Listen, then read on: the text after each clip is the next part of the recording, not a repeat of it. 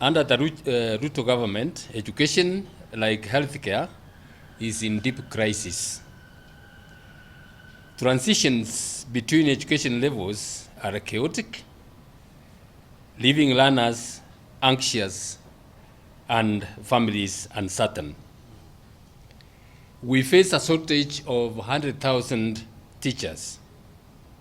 Focus and the quality of education have deteriorated while infrastructure gaps persist across the country.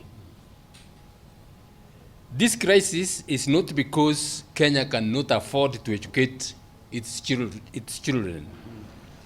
We can. Reports of 1.1 billion shillings lost to phantom learners prove that the problem is not scarcity, but the looting of public funds. Kenya needs an education reset grounded in constitutionalism and common sense.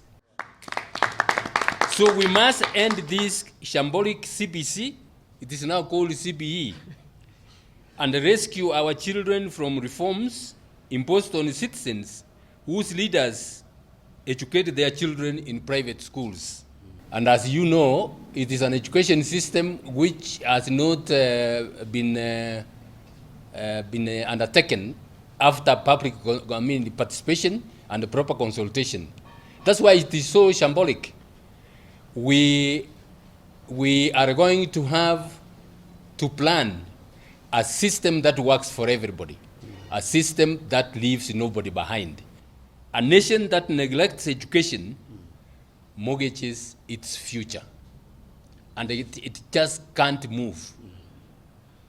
We must guarantee equal education to every Kenyan child. That is a constitutional right that the government has no option but to deliver.